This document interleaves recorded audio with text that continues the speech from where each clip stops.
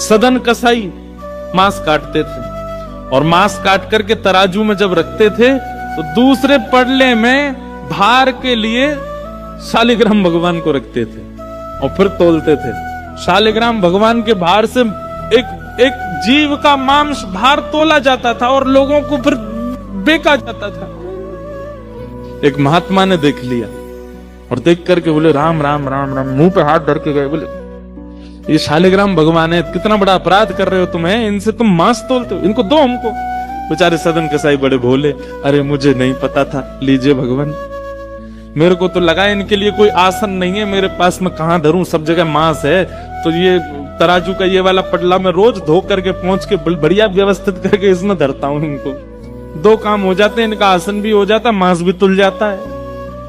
साधु बोले राम राम राम, ठाकुर जी से मांस तोलता है। लेकर के ठाकुर जी को गए, पंचामृत अभिषेक किया, इत्र लगाया, तिलक लगाया, चांदी के सिंहासन पर बैठाया, तुलसी की माला पधराई, मोगरा के पुष्पों से सजा दिया बंगला और नैवेद्य 56 भोग बना करके ठाकुर जी के सन्मुख पधराए और ठाकुर जी से कहा जय जय, अब आप प्रसन्न रहो। कहां एक कसाई के यहाँ बदबू में, खून में, मांस में, रक्त में आप पड़े थे, अब आप बढ़िया सुंदर सिंहासन पर रहो। ठाकुर जी स्वप्न में आ गए महात्मा के और रोने लगे। महात्मा बोले क्या हुआ? बोले मुझे वापस वहीं छोड़ के आओ, सदन कसाई के पास। महात्मा बोले जय जय, इतना अपवित्र स्थान वहां क्या करने, आपको वहां क्या सुख मिलता था? ठाकुर जी बोले पता नहीं क्यों, वो इतना भोला है, इतना सीधा है, वो सदना हमको इतना अच्छा लगता है। जब वो तोलता था ना तो उसके तराजू में जब हम ऐसे लुढ़कते थे तो हमको बड़ा सुख मिलता था, हमको वहीं लुढ़कना, वहीं छोड़े आओ।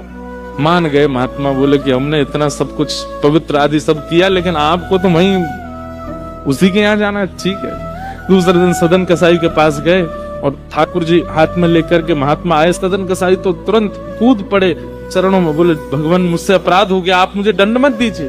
बोले दंड देने नहीं आए भैया, तेरी भक्ति की सराहना करने आए। दुनिया के लोग पुष्पों से, इत्रों से पूरे घर को महकाते हैं, तब ठाकुर जी को विराजमान करते हैं, और तेरी ये रक्त मंडित, ये मांस मंडित, ये दुर्गंध युक्त दुकान में तराजू पर तुलने में ठाकुर जी को सुख मिला, ले धर इनको।